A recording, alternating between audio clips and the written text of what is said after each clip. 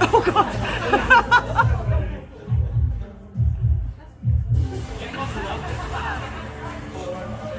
This is going places. Ladies and gentlemen, please welcome the hosts of the 3-minute presentation challenge with glamorous assistants. Hello! Good morning and welcome to the 3-minute presentation challenge. Woo! How many people have seen this before? Hey! Well, not this one. How many people have not seen this before? That justifies all the gags I put in the intro. So, what is the 3-minute presentation challenge? This is the challenge that is taken on by 9 incredible people to give a presentation on a topic related to Minamicon. That is as close to, but ideally not over, 3 minutes long. That is presently, that is info-mazing. And then they get to answer 3 questions from the audience and cheer for the audience. I love us. Excellent. Look at them all. Right. Look at them shine. But here's the question. Why do they do this? And is Laura ready? Yep. To answer? Good. To answer the why people do this. Oh, what? Oh, no. Wait, what, do we have to run the camera towards them? No. Oh, right, okay, yeah, the thing. So why? Don't aim Because at they me. might win. I need to hit another button. A cupcake of glory!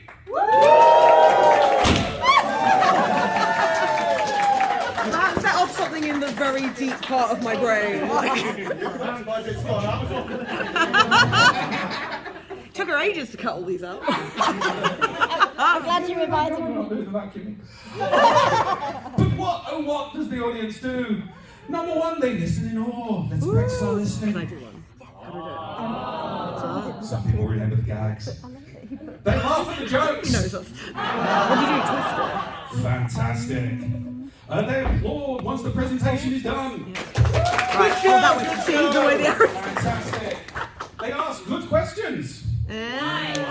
Why? When? And then they vote. And how do they vote? Oh, this is a deep question. Everyone gets a voting slip from the glamorous assistants. Have we done Who are that now yet? handing out the voting slips? Yep, doing it right now. And the pens. Across the top, there are 2 categories. Presently and info-mazing. Under there is the 1st, 2nd and 3rd place. Each presenter has their name down the side. Don't worry about the letters. They're there purely to confuse the glamorous assistants. No, and they do it so well. Yes. And then all you do is at the end of it, or during it, or whenever you want to. These are really tiny. Does someone have problems with page setup? I have no idea. We had so much issues trying to print that on Who Word. used to have one? Oh dear. It's a None of Word us use document on Word. Word. And you basically tick the 1st, 2nd and 3rd category, the person that you think is best in each category. Which is great. Well, what is information? That is presentally. I don't like that. That scares me. I think we've run out. That's an example. I asked. What? Do you say we've run out? I think we run out. Even the little teeny ones. Where people will be like, Jesus. Stephen? Yeah. You know, could you give the thumb drive that you've still got to the gopher and ask him to do more voting slips? Because you're up in a couple of minutes. I don't have a printer installed on my person. No, but upstairs does. not too And this is long. why I asked for 40 of Really them. short. Understood. How many? You said 20. Yeah, because I thought you were going to be doing 4 to a sheet. Just so you can see what he means until he gets them out. Right. They're like very smart. That's why this lady is a science. So, anyway, that is an example of presently. It's all very slick, it's all very using all the things I can find, and it all makes a lot of noise, which is nice. This is an example of info-mazing. How many people here knew this before the start of the panel? 1 person. Who, 2 what? person, 3 people. You now know where the word anime comes from, and you know how much of an impact French animation had on Japanese culture. Can you go higher? That's There you go. important things I've done someplace. Right, we then get the special mentions. This is, because it's very hard to find cupcakes in packs of 3, whoever has added the most beyond the 2 voting categories. So nominate anyone, ideally in the room. It's very difficult for them to win if they don't even have any idea of what's happening. The most time or what? No, it's just this is just for the special mentions. This Oh, is right, just for right, whatever you want it to be. Got it. This is normally where a chair gets voted. Oh. For anything, ideally something nice. Pro tip: if you nominate someone for something terrible, we're just going to bin it. Yeah, we're not going to read it. No, it's not going to happen. Except if it's me, in which case I'll laugh and then hunt you down. And then the glamorous assistants pick a winner. So be nice to them, because they're awesome. Anyway, that's enough witterings from me. I now got to put the blue tacker secrecy Lies. on. He's going to witter again later. You watch. No, I've got to put the blue tacker secrecy on. Wait, what? Because you don't. Blue tacker secrecy, it covers up the The time. time. Right. It's very high tech over So here. can we have the first challenger? Chris! Woo! Oh Lord, he coming.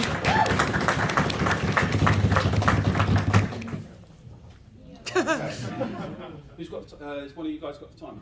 No, but I have a phone that has many apps on it. But not the same one. Right, it should count up, not down, right? Because we don't want to give the game away.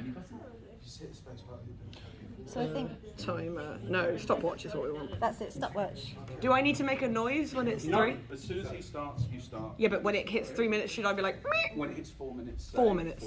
We can make a weird noise, right? And then if Okay. it's 5 minutes, it's done. Okay. But alas, there's only one mention of shrubs in all of this, so it's kind of fleeting. Are you ready to start? Yes. So, defining Japanese gardens is tricky. It will aim to evoke scenes of nature in a convenient size and place, but that's true of many gardens. Many traditional features come from Shinto and Chinese faiths. Compared to European gardens, where it's less likely to be something less likely to be symmetry in the design, water will almost always be a prominent feature, yet it won't necessarily be in the form of real water, it could be sand. Also, moss could be in place of grass. They could feature shrubs, large rocks, mounds to represent the landscape like mountains, bamboo walls, stone lanterns, bridges, and water fountain Shishi Odoshi, which is the ones which make the bonk noises, which is supposed to scare away deer. Just make me laugh. Yeah. Flowers are just a maybe, and as we're entering spring now, bring up cherry blossom, that's more of a park thing. But perhaps most critical is the consideration of how a garden is viewed, which may be from fixed points, it may be along a clear path, and it could sometimes be from a point completely external from the garden altogether. I should have. You're doing great. I'm lucky enough to live near Holland Park and once worked close to Kew Gardens, both in London, so my interest started at these. The UK does have a similar climate to most of the islands of Japan, and most people enable Japanese gardens to enjoy a period of becoming fashionable. And yeah, we do have several publicly accessible Japanese gardens. I have family in Cheshire, so I've been to a couple, visit.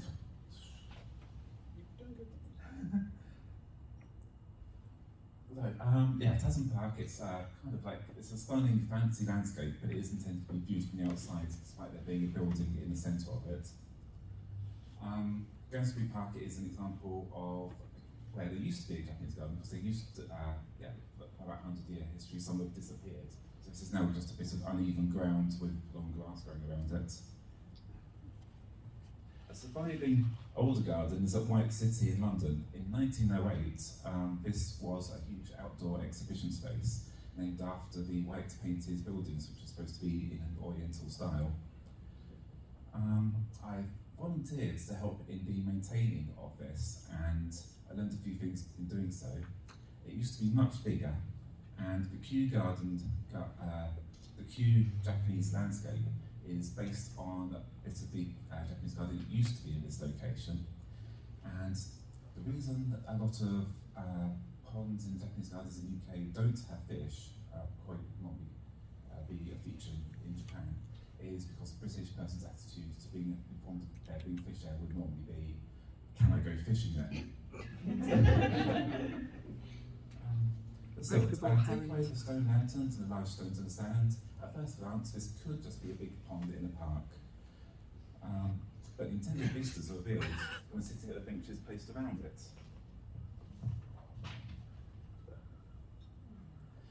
With the trees pruned in such a way as to have branches stretching outwards, here we see an apex predator. Meow. Looking out for prey across the African savannah. So in the previous image, previous slide, the building was the rear of the old BBC television centre. So basically all their wildlife documentaries are faked. Anyway, here's a tiger managing to get its prey. Ooh ah, 4 minute warning. Don't judge beyond the toppings. Anyway, to find these places, honestly, using typing Japanese gardens into Google Maps will work, although some of the results will be Japanese restaurants which have just taken on the name of Japanese Garden. The Japanese Garden Society, is the URL up there? Good, it's got the most recent version, I did do too. Is through this website I learned of the, Sorry. the Japanese Peace Garden at Coventry War Memorial Park is a very new one, which lies between Coventry train station and the nearby Warwick Arts Centre, venue of Icon, Amicon and Keaticon. And there's another even closer within Warwick University itself. This is how close I managed to get to it during Keaticon last year. It is within the humanities 5 minute building. warning. 5 minutes. Right. Please conclude your talk. Alas, it is closed during summer because it's outside of term time. It's intended to be viewed via the cafe, and actually that is it. Thank you. Okay. Thank you very much for Chris taking the opening. You do not get away that easily. Oh yeah, you gotta get questions Chris now, taking buddy. the opening slot, a very bold move on his behalf. And now we have the questions. I was going to ask about the photos, so you completely get rid of my questions. There you go. Smart. They've been taken over, that was the time-consuming part really, actually going through my classical photos. They're lovely photos, though. 3 questions, your choice. Just a factual one. So obviously there's more gardens than the ones in London. Does Yes. the website that you linked that I didn't note down, does that have a list of all Japanese gardens in the UK? Let's go back. It doesn't have all of them. It does have. It's split into regions. So it might be the most sorts of things in the southeast. It doesn't have that absolutely. No, we've got a good list. Okay. Not seeing back to London. I think it's this. Okay. Four, I know of at least 6. Okay. What is your favourite plant from a Japanese garden that you've worked in? You right? My knowledge of plants is pretty weak. I couldn't tell one shrubbery or so from another. I do love cherry blossom trees, but as I said, they're not necessarily always a feature.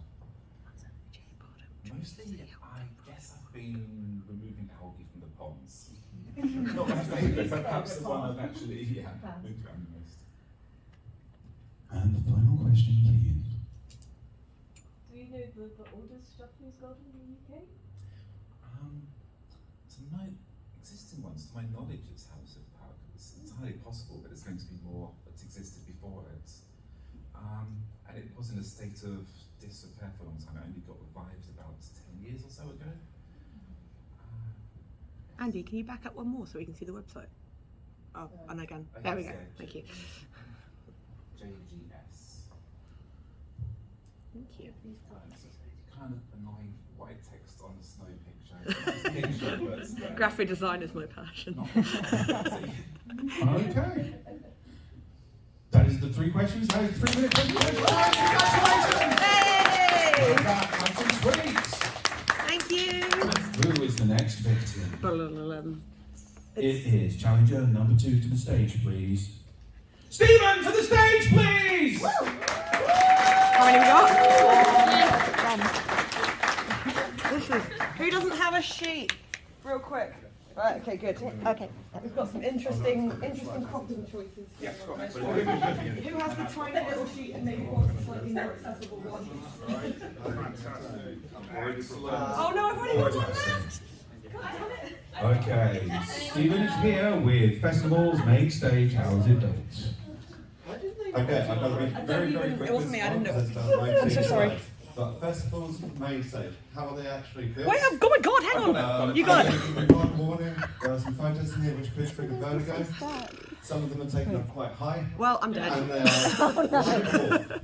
Now we have Tomorrowland, DEFCON 1 and actually Glastonbury there. They are built in 3 different ways. I'm only going to go into one on this, but one way that they can be built is black steel or truss. This is like Glastonbury, or those nice big circular things here. This is about 80 metres, sorry, 24 metres, 80 feet. We do have to climb that. We have harnesses and gear, which I'll go into later. But they normally get lifted in, hoisted, and they get built like that. What I want to talk to you today is about layer event, which is basically connect on stilts. Connects, I know that word in This years. one is DEFCON 1, this was actually this year.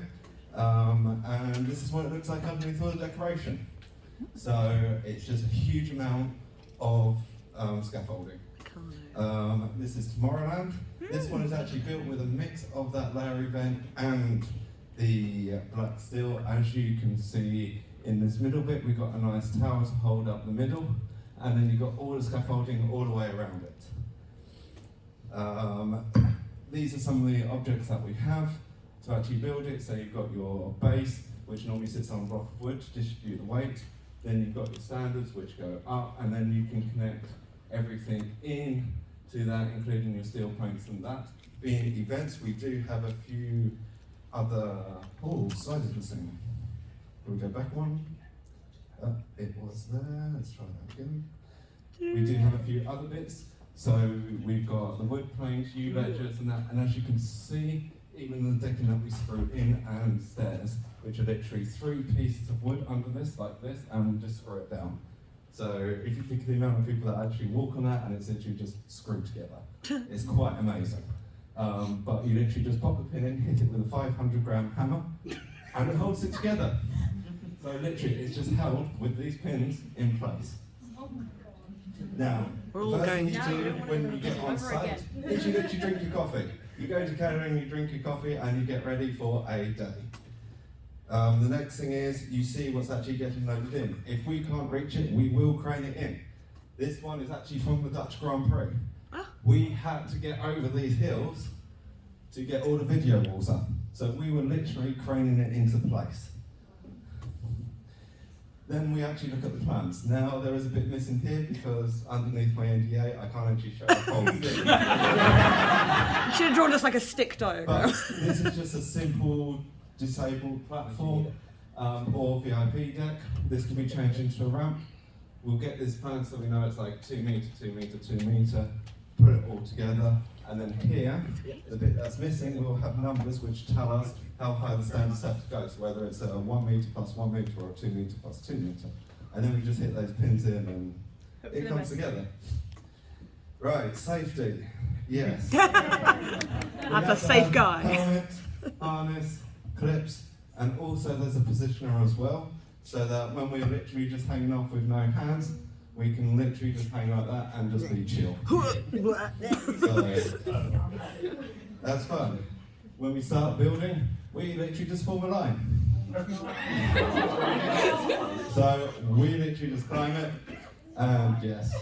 And that is the human caterpillar. Sometimes we have to do decking like this, which is quite fun at 8 o'clock in the morning when you just had your coffee and you're like 10 metres up, because we literally have to get it up, which we were getting by this forklift, and literally they dumped it here for me. This is all loose wood, and by the time we screw it in, it's literally just holding on. I mean, it looks like a nice day for danger. Shit does happen. We can get stuck in the sand, we can blow the tyres, yeah. We just have to deal with it and we find a way of getting it out. Once it's built, it's like that, and the decorators come in, and it goes from this to that. Wow. So decorators do a great job doing what we don't do. and then we take it down again. I was going to ask if you had a time lapse, and I'm so happy you do. So you literally just bring it down. You've got some extra bits here because it's not wide enough to actually stay stable. So we just weight it at the bottom to give it the strength. And yeah, that's it. Any questions?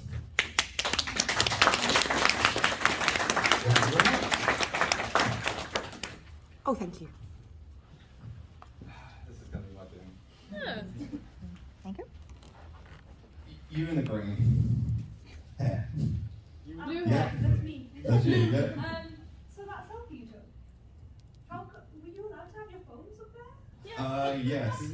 We are, if there's nobody underneath us. If there's nobody underneath us, yes. We can't have them out, but I am looking to actually get a phone that actually clips to me. All of our tools, like hammer, everything, are normally all clips for us. So if we drop it, it just hangs kind of like down here. If you're unlucky, you drop it, it smashes you in the shin. And a 500-gram hammer smashing in the shin is not fun. Question number 2, please.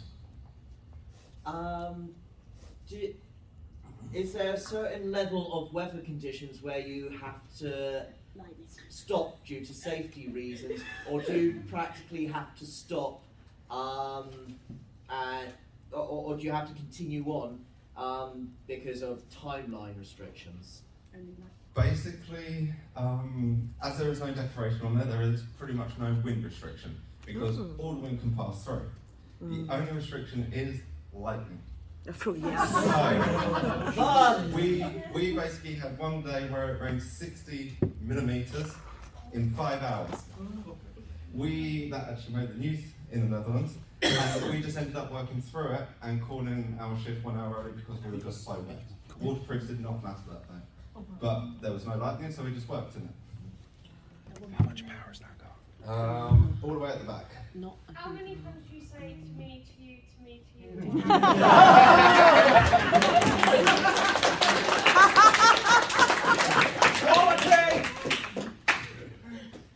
Normally we're just cursing in Dutch. Follow-up question, Dutch curses, good? Anything with Hofferdammer, Kanker. Unfortunately, homo is one. Oh, that's a shame. Unfortunately, but, you know, yeah. It does actually mean the same, that one. Oh, right, then. So, Yeah. Otherwise, it's just a homonym.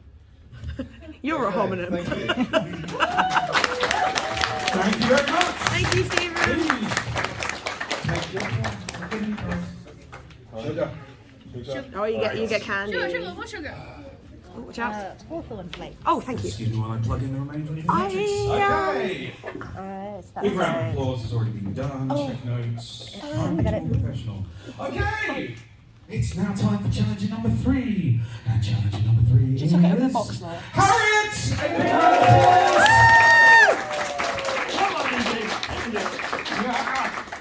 Why am I hopping around with my... Come by, come by. Come by. Come by. 2 seconds. To me, to you. To me, to you, to me, to Oh, you. God, no, that'll be easy. Oh, talk about that more.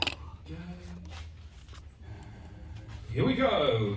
Oh, When you're ready, please start. I'm ready to do it. Yep.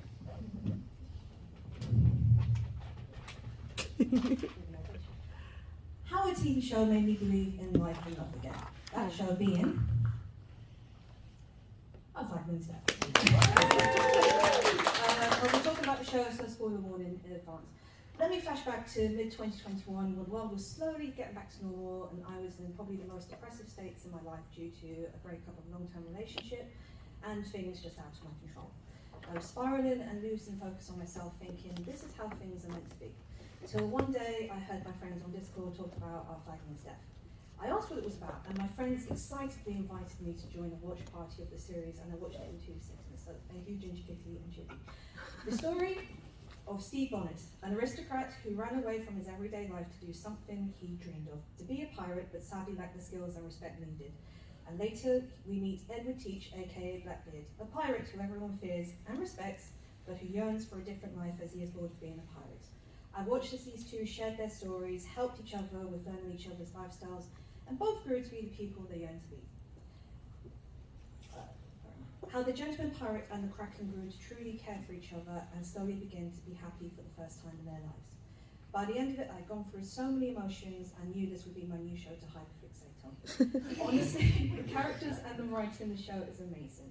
The LGBTQ plus representation has received high praise in the show, hence why the series itself is known as the Gay Pirate Show. It's now on BBC iPlayer, if everyone can watch it, and season 2 hopefully should be released sometime this year. It's still waiting for the trailer. And it also got me interested in other works featuring Rhys Darby and Taika Waititi, which got me hooked onto What We Do in the Shadows, mainly the movie. I'm so far behind the TV series, I'm so sorry, I will get onto it. I'd never seen the movie till last year, and by KeysCon I was cosplaying Rhys's character, Anton, even though he was in the movie for 10 minutes max, but I'm just slowly going through all their work. But going back to our flagman stuff, it really opened my eyes to show to how these two middle-aged men had goals in their lives, and even though they were afraid, they still moved forward to achieve what they wanted, how they learned to love and be happy. This show has opened my eyes to my own identity as it has done for others. It made me realise that if you have a dream in life, then go out and chase it. One of those things is I'm starting to get a bit healthier and I feel great for doing so. I'm also going closer to friends in life and on the interwebs as well. I believe in my heart and soul that we should be happy in our lives no matter what we do. We all have a right to be happy with those who share your values and to find your soulmate in life if you choose to. I didn't think I could find love again or deserved it, especially at my age now. But now I know I do deserve it. I'm still looking for my steed or Ed, fellow pirate, and I know that person is out there. I also hope they love me for who I am as well. Also, this man is a dick. Splendid result. I'm gonna cry. I would just like to say you didn't get the 4-minute warning, so you are currently ahead on the time. You would not believe how close you are to 3 minutes. No spoilers. Just saying, it's but crazy. I'm just saying I don't know which two people who always hit it perfectly. They're gonna have to go some to beat this. Anyway, the 3 questions from the audience, please. If you were a pirate captain, what would you call your ship? Ooh. Fucking hard one to start with. Sam just coming straight out the gate like I that. just repeat the fucking hard one. Okay. That's Sam's one. What's the ship called in the show? Hang on, one question. No, I just wanted to know what kind of naming conventions. What, sorry? Yeah. Revenge? Oh, okay, right, okay, cool. Which is Steve Bonnet's actual ship name. Yes. God. Easy, Jen. Easy. You can tell him to fuck off and ask me a question. No, my brain's just Come gone. on, top there with what's the meaning of life so he can fucking... Also, I know that guy is a giant dick. How about I've got one.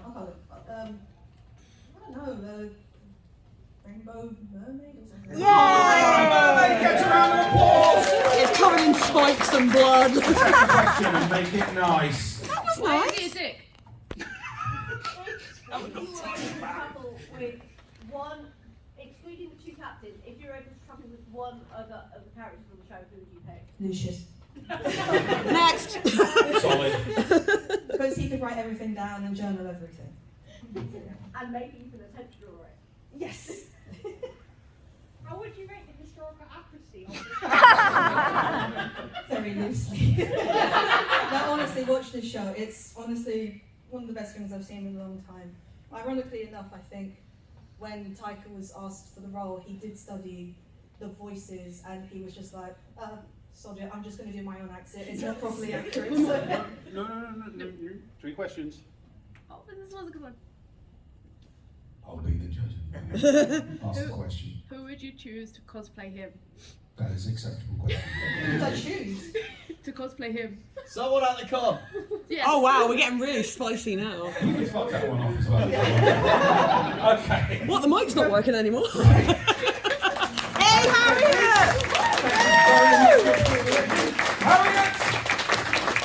And if anybody does want to expunge their hyperfixation next year, there will be more 3-minute presentation challenges happening.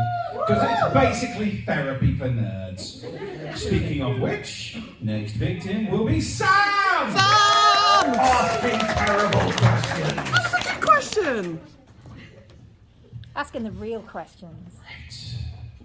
And Sam will be here to talk about Tenyo of Japan. Tenyo of Japan. Ah. Hello, yes, my name is Sam. You may recognise me from such classic Minamicon locations as the dealer's room and the bar. So I have, like many people here, a very fatty personality that tends to hyper-focus on stuff. So, during lockdown 1, I got myself into magic! This was because I thought I was just far too sexy. And clearly it just needed dialing back just a little bit. So I already like weird Japanese shit, hence my enduring ghost-like presence here at the menu table. But how does one combine magic and weebness? Well, I don't have the legs anymore to do any good magical girl transformation sequences, as we've just seen in the picture. Therefore, Tenyo of Japan. So, what is Tenyo of Japan? It's a magic trick producer. Every year they make a range of little plastic card tricks, which is in their main range. They also make some larger items as well. Exempli gratia rope tricks, the like you'll find in the bedroom of any respectable pervert. It's sort of like the stuff you get in kids' magic sets in the UK, except usually a bit better. And some are even so good they're used by professional working magicians the world over. Others are more of like desk-side curios and amusements for the refined magical weeb. A little bit of company history now, because everyone wants the corporate stuff. So it was founded by Akira Yamada in 1953 as the Tenyo Magic Research Institute. The company makes jigsaw puzzles and magic tricks. It's actually named after Akira Yamada's father. He was a professional magician and his stage name was Shoka Tenyo. This is the guy who actually taught Tenko Hikita, the male one who is dead, not the female one who was his apprentice and is not dead. And they are both pretty fucking big deals in modern Japanese magical history, let me tell you. So, why is it awesome? They are big illusions, but in teeny tiny plastic. Many are based on the big stage illusions, which cost thousands and thousands of pounds, but they're affordable for little hobos like me. So affordability, it is cheap plastic shite, it will not bankrupt you. They range between sort of 15 and 20 quid to get them imported here. And it's not bad at all, they're available through most kind of magic dealers. Because they are collectible as fuck. They number that shit. And there's huge amounts of collectors among magicians the world over. In terms of innovation, the best one's pretty damn clever. I get them sometimes to find out how they actually work and just marvel at how clever this shit is. The other thing's awesome is the range. Card tricks? Yes, got you, fam. Coin tricks? You fucking bet. Disappearing a teeny tiny Statue of Liberty. David Copperfield, just suck my dick. Some of my absolute favourite Tenyo tricks. We have, the Crystal Cleaver. It's a ring penetration for nya. Sword reward. It's through the coin? No, it's through the rusty star thingy. Mr. Danger. Stabby plastic mans. No hurty plastic mans. Burglar ball. You shove the ball right in. You just shove it in and it goes right through. 4 nightmares, the second most interesting thing that I can do with ropes. Magic tweezers, you pull a big old thing out of a teeny tiny little hole. And my absolute favourite, the 4D surprise Statue of Liberty. Go away, America. In conclusion, magic is cool, and I can make almost anything sound dirty. Any questions?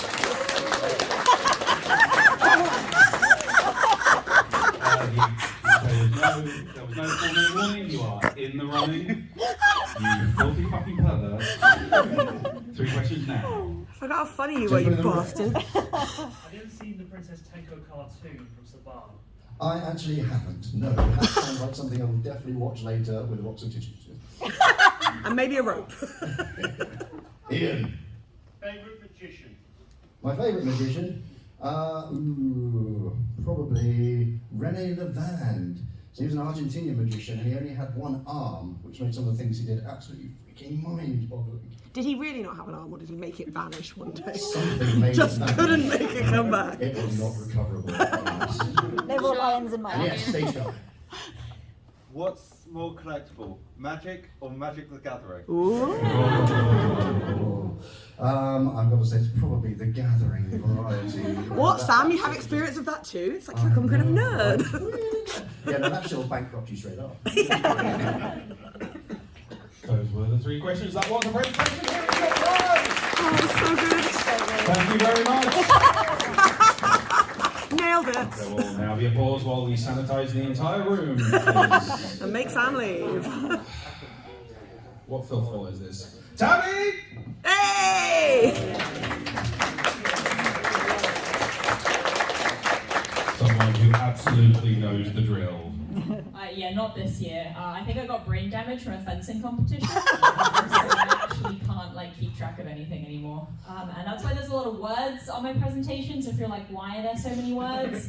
Just deal with it. I need it. Okay. We are ready. Is time ready? Okay. When you are ready, please start. Hello everyone, I'm going to talk to you about how Achilles is the OG magical girl, or how the Greeks invented the magical girl genre. So to begin, what is the Iliad? It's an oral tradition sung by bards written in the 8th century BCE. It tells the part of the Trojan War cycle. The Iliad is an anti-war story about concepts of glory and legacy which are bad. It is not based on a real event and refers to the collapse of the Bronze Age. This is the version to read, please. In contrast, what is the magical girl genre? I apologize, Juniper. Common themes include transformation, magical weaponry, talking mascots, romance and friendship, and femininity and youth. I did get this off Wikipedia. You're a bunch of weebs. I'm not explaining to you what a magical girl is. So I'm going to talk about how these concepts show up in the Iliad. First off, transformation, key thing for all magical girls. Achilles famously loses his armor when Patroclus takes it to go fight Hector and dies. Spoilers.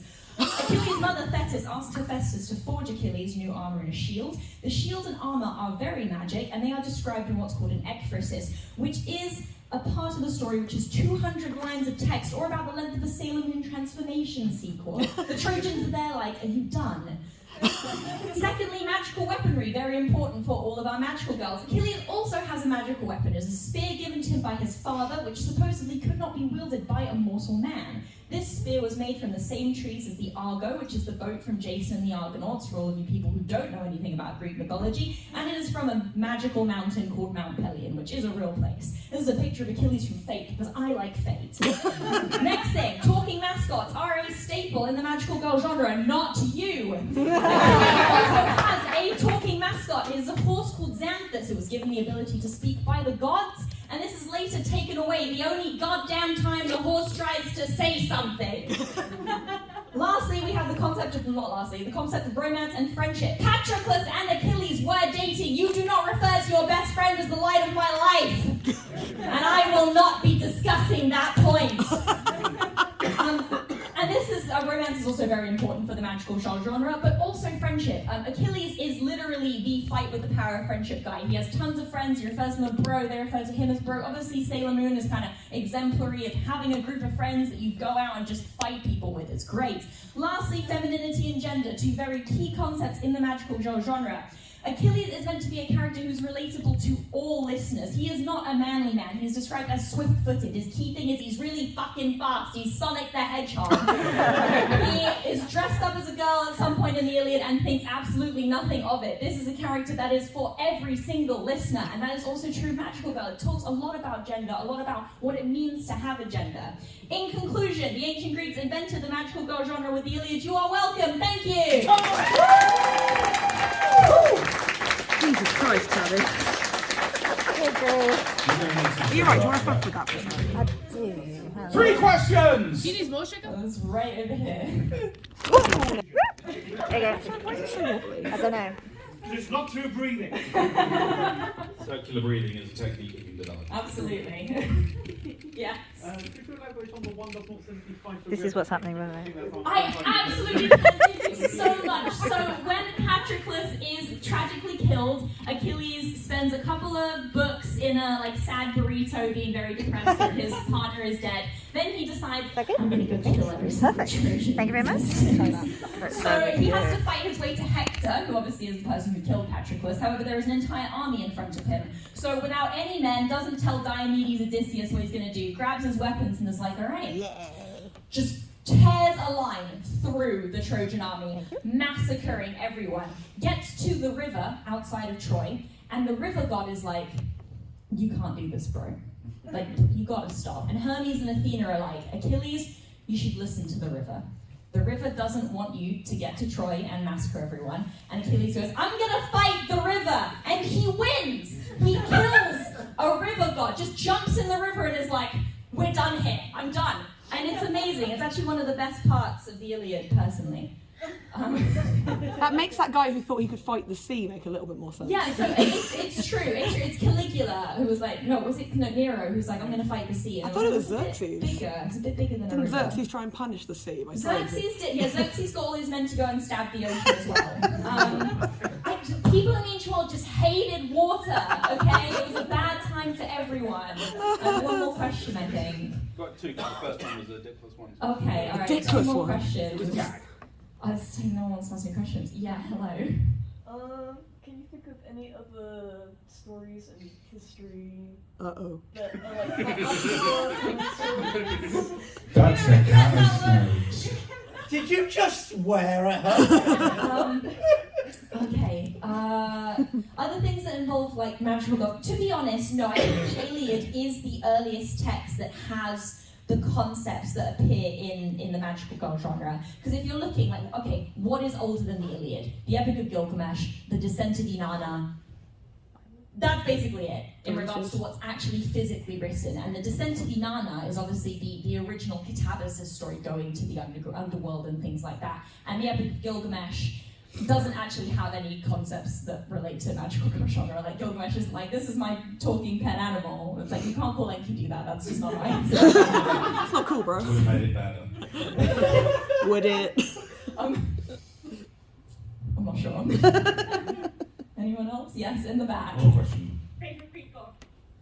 None of them. They're all dicks. I've always been a fan of the Titans, personally. The concept of having a pantheon which predates your current pantheon and then assuming that they're like an older, more like chaotic being that you have to control, I think is really cool. So Kronos, probably in that case, the king of the Titans. So yeah, thanks everyone. Bye. Any love for Eris? Eris? Oh yeah, no, the whole Apple thing was kind of like overdone. Get off my stage. Hey! Thank you very much! Oh, sounds chaotic as always. So, and now the question that everyone is asking themselves, why the hell are these people putting them through this challenge? Well, the answer is very simple. Oh my god!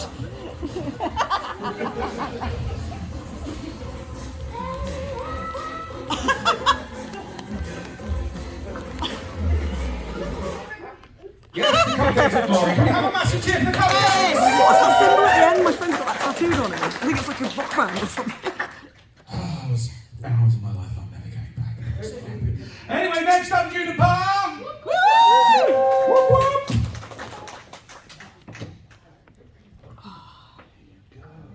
Hello, I haven't timed this, so let's see. I'll do it for you. We will.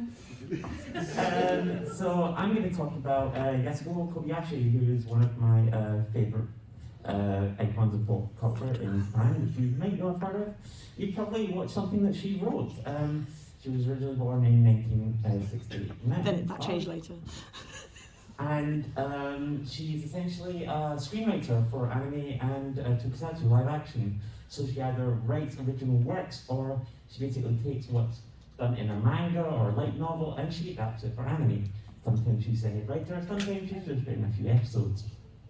When she was growing up, she was addicted to samurai ninja shows. She read Shonen Jump a lot. She said, Mom, I really want to be an anime writer. And said, no, you're going to work in an office instead. So she kind of trained to be a computer programmer, but she took like a module in screenwriting. Then one day she was watching a live action show called Tokyo Inspector, an episode called The Robot That Cried in the Rain, and she was kind of hit with a ball out of the blue, being like, I didn't know that tokusatsu could be used to tell those kinds of good stories. I'm going to be a screenwriter, legit. So she wrote a fan letter containing a concept for an episode of a show called Tokusatsu Exceed Draft, and usually Toei would throw that kind of in the bin, but they kind of thought that she was on something, so they said, go back to college, continue your studies, and she continued to do that while also working full-time as an office job. Her first credit was Tokuso Robo Jan Spectre, which you see at the top right there, in his civilian disguise. Seamless. Seamless, absolutely. And then worked full-time, and her first head writer gig was a Sentai series called Gingaman, which is in the bottom right there. She was also the head writer on the critically acclaimed Mirai Sentai Time Ranger, which was basically about teaching kids about fatalism and time travel. Legit. She's also had some hits like Shinkenger and a show called Tokyuger.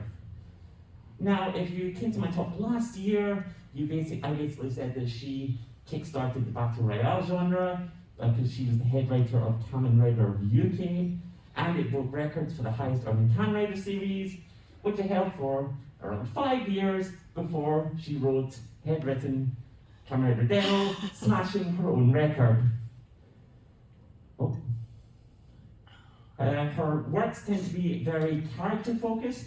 One of her producers that she worked with said that while ordinary screenwriters treat characters as pieces for the story, she prefers to think of the story as being subordinate to the characters. She said that she's been influenced by works like Within the Dark, Pretty Honey, likes to write characters with a lot of charm.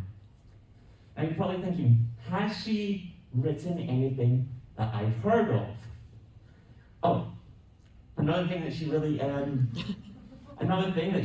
of good at is that the thing that I really like about it is that she kind of uses type as kind of like an antagonistic force. So you've got characters that have like mysterious diseases that are going to kill them, and so it's all about them being pushed because of that time to do things. So she's very good at slow burn plots with explosive climaxes. So things that she's written that you may have heard of.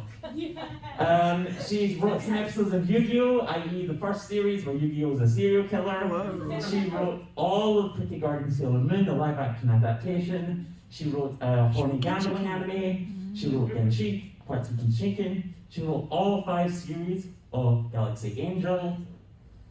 She's written some episodes of Sergeant Frog, the Garo anime, Shadogan Mushana, i.e. the series that typecast where you can imagine her life as short, long-haired, superpowered, and very angry. 4 minutes. Yep, she wrote some Tiger Bunny Live.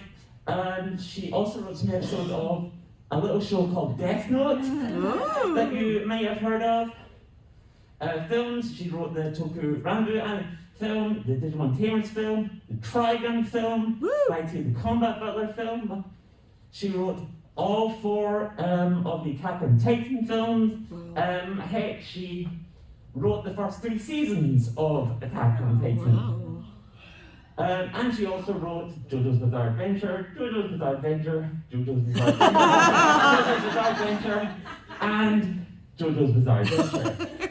So basically, she's a pop culture icon. Like, she has been at the heart of so many of like the hits in Japan that have really shaped Japanese culture. Just gonna leave with this quote about Yasuko. Yasuko doesn't really have a definitive goal other than to write something fun. So much so that she comments she may have been a director. 5 minutes. About that failed before taking up writing. Intention is not to be faithful to the original, but to create entertainment. Still, she manages to write engaging stories with sometimes cause discomfort, touching the dark part of human beings. Thank you.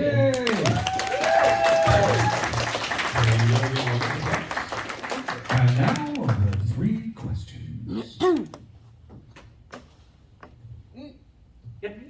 Do you think that she would like to be more well-known, or do you think the fact that she's not that well-known suits her quite well? I know you don't know her personally, I just want your opinion on her. In interviews, she's kind of implied that she just kind of sees it as a job. Oh, like right. there was one where she basically someone was asking her about early hits like Ryuki and Time Ranger, and she was like, "Yeah, I don't really remember that time because I kind of treat it as a job. Like I do it and then I kind of forget about it and move on to the next job." So I think she's quite happy just kind of being kind of well known enough within her professional circles that she just keeps getting work. Oh, well, that's good, I guess. Next question. Yes. Which is your favourite of her series and why? Oh, so I think that is a favourite series is between either Time Ranger or Ryuki. Time Ranger is very, like, it's a surprise. I think it's very close to our magnum opus. Like, it's her at like full Kobayashi, honestly. She tells a really interesting, engaging story, basically about time travel and the question of like the tension is between somebody from the present and people from the future, and the people from the future, like, time is, like, we know, we've researched time travel. We know that you can't change time travel, you can't change the history at all, and the person from the present is like, no, I'm going to change the future. And so it's a really So good... they kill him? No, sorry. No. Spoilers. Not quite. So I think that's really good. And Ryuki, just because it's been so influential, like it literally kick-started, or at least it codified the battle royale genre for the next 2 decades. So. If no one else has a question, I have. Oh, yeah. No, someone else has a question. It'll be much better than mine. Is there a series or show that you actually decided to watch because she was the right person? You changed your mind on something that you initially thought maybe not for me? I would say probably some of the Sentai series. The Sentai series tend to be quite hit and miss. They change, like Power Rangers, they change theme every year, and sometimes I really like the theme, sometimes I wonder what the theme's about. But if she's like as the head writer, I usually give it a chance because at the very least she does something very interesting with it, and also because she does very like long, slow burn plots, I'm more likely to give it time. Even if I don't like agree with it right away, I'm more likely to give it time to see where it goes. As I say, very good at, she tends to write plots that build up and build up and build up, and then cash in all the chips in an explosive climax at the end. So yeah. That is the third question. Thank you very much,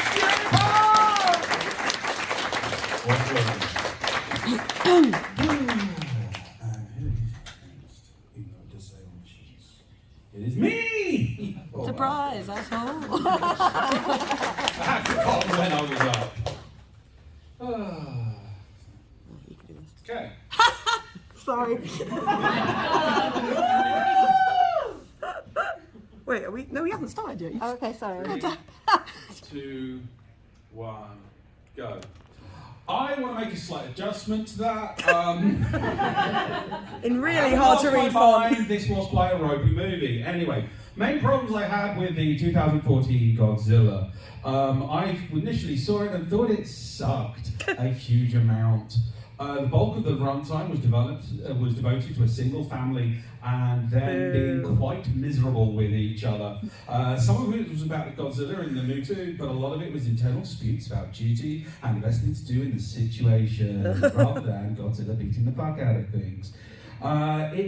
What the hell was it about? Was it about climate change? Was it about Fukushima? Was it about capitalist greed and suppression of facts leading to environmental harm? The inefficiency of bureaucracy? It definitely wasn't about Godzilla beating the shit out of things, was it?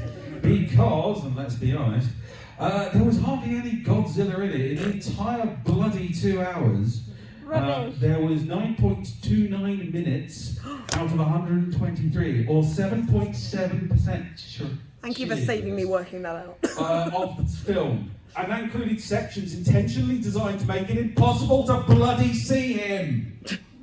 Even though he was the hero of the movie. And again, it was focused on all the little humans. Isn't it nice? We could see Godzilla, or we could see the children going, oh my god, it's Godzilla. Or I could be in the They get to see him, we fucking don't. hell, it's Godzilla! No, we get to see their faces.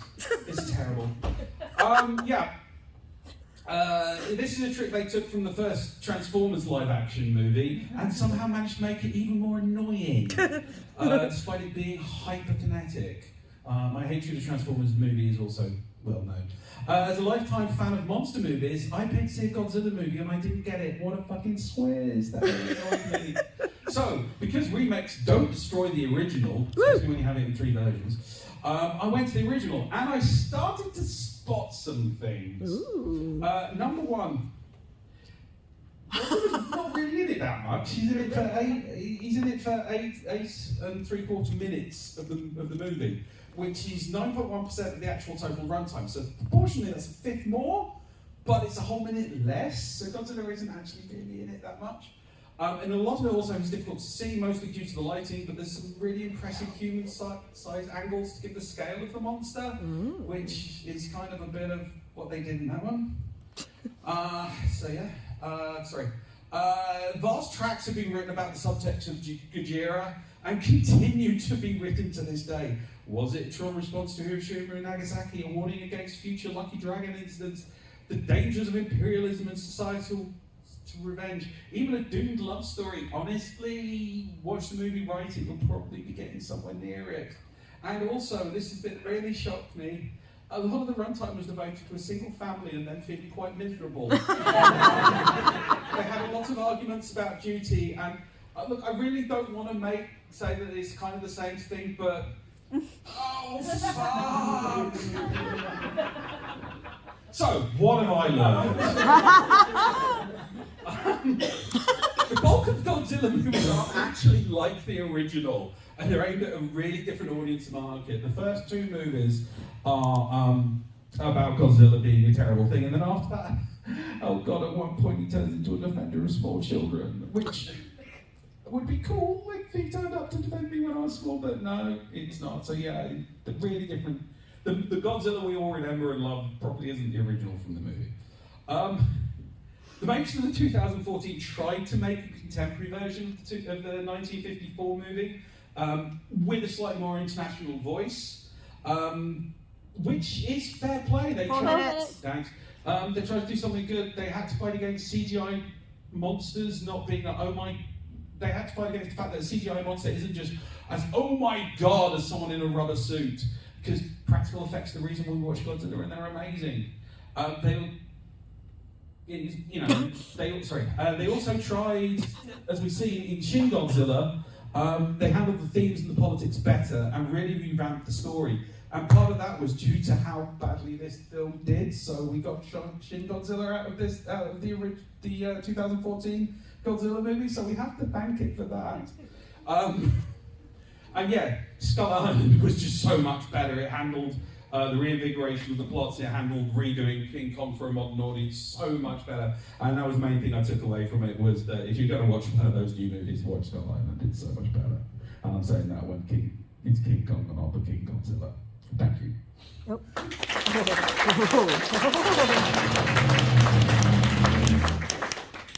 Questions? This sounds like middle-aged man struggles with being wrong. I'm not struggling. No, you did very well. I'm proud of you. Okay.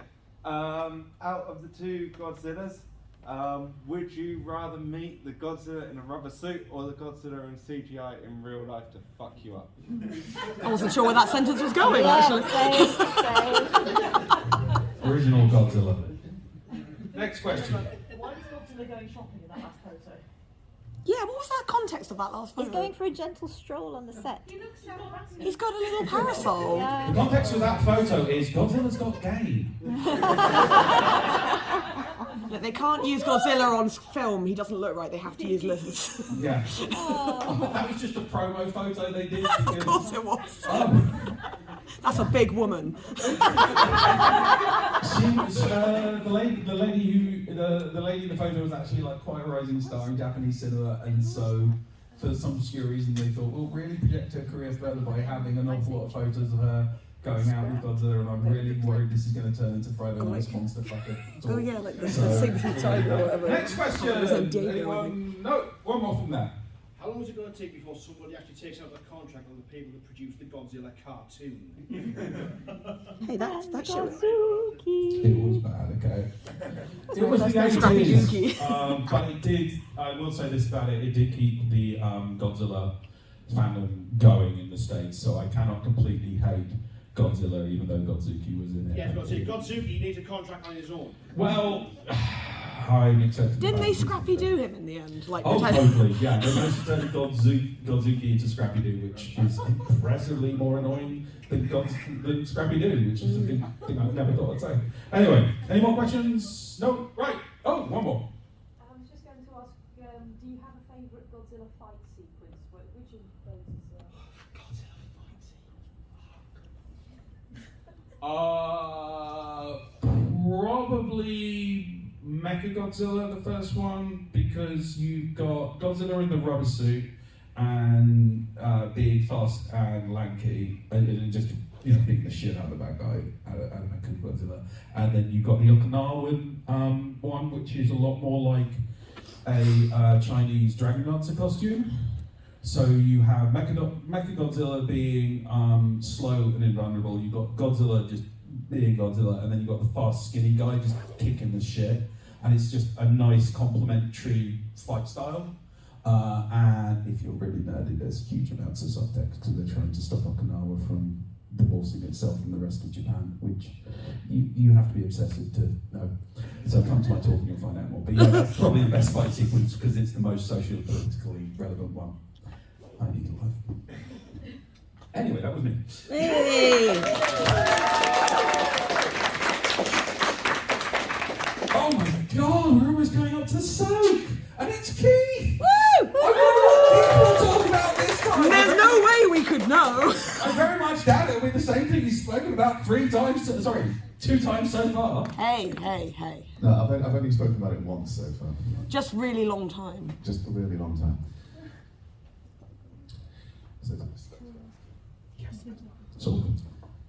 Okay, so updating problematic content in your game remake, aka Keith talks about Final Fantasy VII. And we love it! Right, Final Fantasy VII, RPG classic, and a fine example of the genre, but at over 25 years old, it's not just the graphics that haven't aged well. Who can forget these classic examples of poor localization or just poor taste? Oof. Oh dear. Oh, great.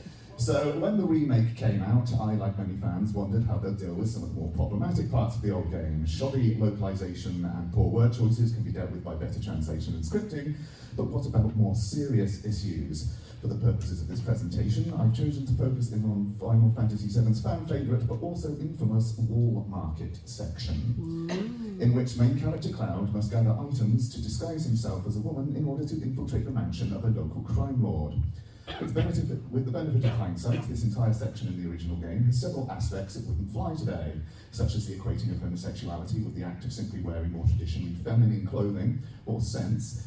I mean, straight boys can want to smell of flowers. Flowers smell great. They do!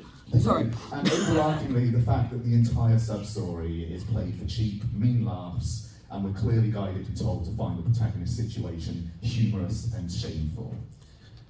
Whether it is overtly hostile phrasing choices, like shopkeepers saying you'll find a lot of people like you there. Yeah, then we have weird non-consensual hot tub parties with burly dudes. Oh god, forgot about that. Oh, yikes. Or literally waking up from a traumatic psychotic break to discover a guy humping your face. I still don't understand that. Yeah, it's not great stuff. So, bam, remake. Hostile shopkeepers are out. Sassy, incredibly well-groomed receptionists are in. Woo! Odd hot tub parties out. Supportive gender-fluid gym owners are in. Yay! As though that pull-up challenge was a pain in the ass. Homophobic honeybee in brothel content out. New revamped honeybee in cabaret is in, headed up by Andrea Roder, delivering amazing dance routines and absolutely life-affirming belters like the following quote: "True beauty is an expression of the heart, a thing without shame to which notions of gender do not apply." A vast improvement on the outdated content of the original and encouragingly progressive considering the historic prevailing attitudes in Japan regarding the LGBTQIA+ community. So in conclusion... Oh, I know, thank you. Moving on. Questions! Wow. It really makes a difference when you write a script. Any questions? Hands up. We are going till 3 questions are asked. At the back there. Were there any other sections apart from that most infamous one that you considered for this? Other worrying content in the game? Honestly, the War Market section, I think, is hands down the worst part of the original game in terms of troubling content. Yeah, I mean, I'm replaying through the original game again at the moment when I've got time. I suspect maybe some of the sections in the deal when Cloud was being taken care of after falling in the live stream probably have a few moments, but really it's the early sections in Midgar that have the worst examples of it, so I think that was always going to be the choice, to be honest. Jenna. Which was the best grass? Ooh. What, in the new game? Yes. For who? That's a good point, yeah. I'm gonna be the filth lizard I am and Tifa's little purple number, obviously. I love how you just segued into it. You know what, I really like the small dress. Yeah, I really like the dress, yeah. Any other questions? Yes. How do other Final Fantasy games fare in terms of how well they've aged? Yeah, Keith, talk about another one. Can you do it? Honestly, I can't really comment too much on 1 to 6. I mean, they were very much kind of old school pixel-based games, and I haven't played through them. Yeah, what's different to the PlayStation era from 7 onwards? Yeah, honestly, I think after 7 and some of the problems with localization, though, it suddenly became really, because 7 is what really broke it out in the West, and it suddenly became so much more popular. So after that point, localization, scripting, and paying attention to the themes, I think got far tighter, because after 7, I mean, off the top of my head, I can't think of anything from the games subsequent to that are troubling in quite the same way that it is in OG 7. So honestly, I think overall they've aged pretty well, to be honest. Apart from School being the most attractive man in the room.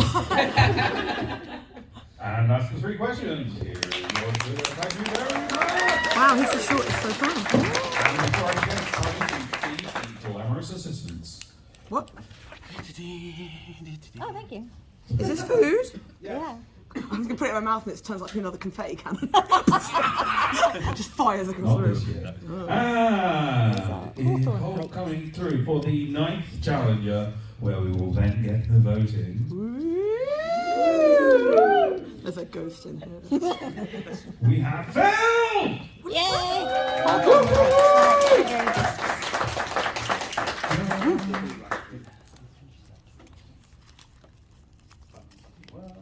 Thank you. Okay, this is not the best 3MP in the world. But We all know what the internet is. It is a series of cheats. You can thank this guy for that. Senator Ted Stevens, Republican from Alaska, on the internet yesterday.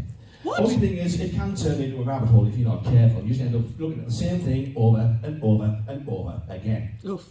Case in point, I'm looking through some videos of retro games and I come across this one here. Simple Locomotive, released in 1982 by Sega as a coin-op. Now, this intrigued me because it has the same layout as 3 other games that I've seen. These 3 here, written by a guy called Tony Crowder, back in the 1980s, Suicide Express, Loco, and Black Thunder. You just ripped off the same game 3 damn times. But that's not what intrigued me, because then I unmuted the video and I heard this. No, I didn't. Hang on. Back, damn it, back. Oh, bollocks. Hang on. I'm pausing. Tell people to test this slide. No. No, that's all right. We have paused. It's good. Okay, where's the music going? This seems familiar.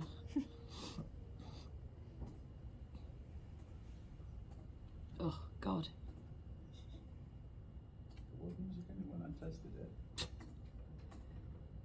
How is everyone? We're going good? Yeah.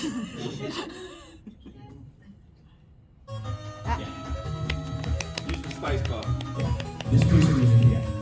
Now, I've never seen this game before, but I'm looking at this here and I think, Christ on fire, I know that music. Where the hell does it come from? That's a banger. It is. Now, Confirmed. quick sidebar here. This guy was one of the most famous sportsmen of the 80s, Dilly Thompson, almost as much as this guy here. Oh, you got He that had to in. be in there somewhere. I'll never forget the backflip he pulled after this pole vault at the 1984 LA Olympics when he defended his title from Moscow. All of a sudden, he was everywhere. Lucas Aid, all kinds of endorsements, including that video game there, the infamous joystick killer, Dilly Thompson Decathlon, of which this was the opening music as it loaded.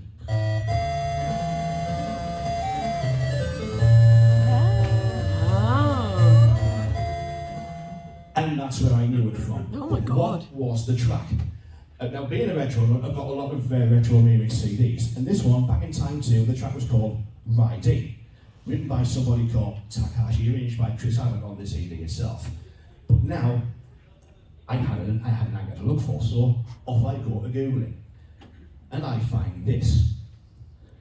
That's the actual singles released by these guys here, Yellow Magic Orchestra. A group of three synth-pop legends, Harriet Sono, Yukihiro Takahashi, and Ryuichi goddamn Sakamoto. These guys are so cool. You know how cool they are?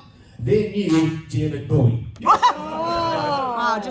Sakamoto was in Merry Christmas, Mr. Lawrence, the legendary film from the 80s, which also involved the Bowie himself. But now I can't escape this track. It's everywhere. It's a version of it in Hurricane Euphonium. This guy, Chick Norman, remixed it to go with footage for the Tokyo 2020 Olympics, which has now been nerfed by the Olympics on YouTube because they're arseholes. No. SoundCloud has a 95-track playlist, all of the same damn song. God. And I'm not even kidding. It's actually called Riding All Night Long. It doesn't end there. Yellow Magic Orchestra also had their own spoof band in Japan. Of course they did. They were called Oriental Magnetic Yellow. Oh my god. Oh my god. And they're not like Radar, it's like almost adjacent to the actual original tracks, but even the colours are similar. That's one UIM album. There's the UMY one. And again. Here's the thing. Turns out these guys, OMY, were actually sound engineers at Namco. And they also, when you listen to the albums, they could actually quite easily be inserted in any of the Ridge Racer games. It's astonishingly weird. 4 So, minutes. this trip has just taken me round and round in circles, going from trains, into games, into automobiles. And that's what can happen when you end up diving down the rabbit hole. Oh my god, that was so good! You just described like a day of my life. No, you still. You gotta ask questions. I do, don't I? Yes, 3 questions. 3 questions, 3. Anyone? There. So, which was this all original research? Did you find out like it was, the game thing? Everything was original. I knew the track, I'd heard it before. Yeah. I just didn't know where. So you found that it was from these guys. I had that album very deep inside my iTunes collection. I couldn't remember where that I got from some kind of sharing site or something. So it wasn't you were looking this up elsewhere. You No, I remembered just it. Completely stumbled over that video for Civil Locomotive. That's On you, amazing. and thinking, what the bloody hell? You did some actual research for this. Yeah. So you were the right person at the right time. Pretty much, actually. Man, that's good stuff, that bubble tea. Serge, what you got? So is that train going any good? Suicide Express is the one I remember. They also had, it was one of the first instances of computerised speech, and I swear to God, it had a Brummie accent. What did they say? It actually, your score is 795. I'm not even kidding. Brilliant. Third question, please. Third question. Anyone? Come on. Come on. Yeah. Do you think electric light orchestra are inspired or the other way around? ELO before, I think. I mean, Yeah, I think they're before. They're from the 1970s. Yeah. Friday 19 was a song from 1978, as far as I can tell. Yeah. ELO 70s. Yeah, early Yeah. 70s. They were, Sakamoto was big in that. And we just lost Yukihiro Takahashi at the start of the year, unfortunately. That's why this is just a tribute. Oh. There are a lot of things calling themselves orchestras around that time. Yeah, pretty much. I think that's just pure serendipity, the orchestra section of the name. Yeah. As far as I can tell, anyways. Yellow Magic Orchestra have been described as a bit Japanese craft work. I don't think that's quite right. No, they're far too happy to be craft. Exactly. They're nowhere near as Do they vicious teach as me how to iron my trousers? They're far too vicious to be put in the same group. Exactly.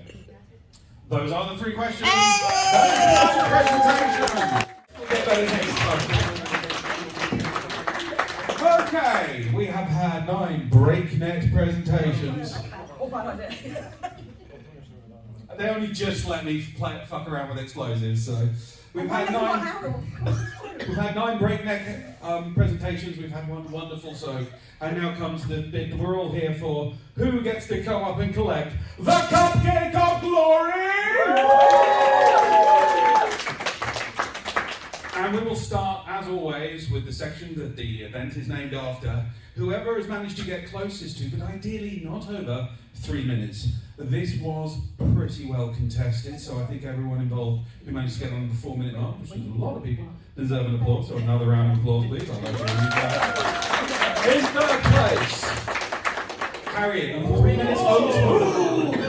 Unfortunately, this is technically the closest to 3 minutes, but it went over. I did argue your case, Harriet, but the rules. And then I pointed out that it's always been whoever gets closest, but not over. I pointed out the ideally as well, the weasel word, that is weasel. I like that you're hiding. Harriet did awesome. Second place! Oh, 2.6! The shortest of all of them. I'm sorry, Keith. In what way is Keith the shortest of all of them? He's the shortest one. That's the least time. Oh, right. I was going for the dick joke. Anyway. And in first place!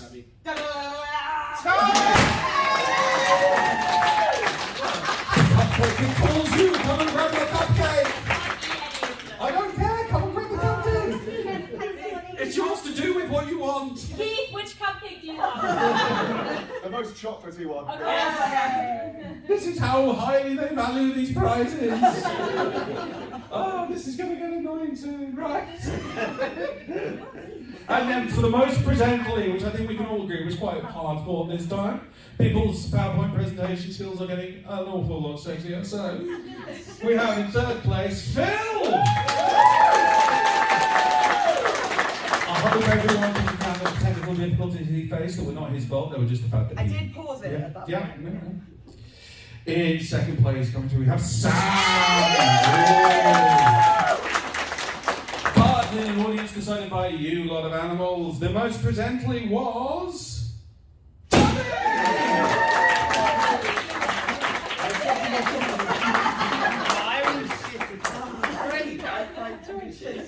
I mean, they haven't got any of the presenters so far. Considering Tabby keeps winning, should we get them something they can eat? I will try! And finally, the most info-amazing. In third place, we have Phil. In second place, we have Tabby. Which means, in the first place, as voted by you horrible animals, we have... Stephen! Stephen, come forward and grab your cupcake! He's over there. Why did you put... I don't know. Screw that table in particular. What did we do? I don't know. I buy the things. I'm not responsible for any of that shit. And the most hotly contested special award. Hey, that's now. Closing ceremony. Thank you all very much for coming to the 3-minute presentation challenge. A big round of applause to all the challengers, please. A big round of applause for the soak. A big round of applause for the glamorous assistants. Anyone wants to take on the 3-minute presentation challenge next year, there is a post up in the Facebook group telling you which group to join, and you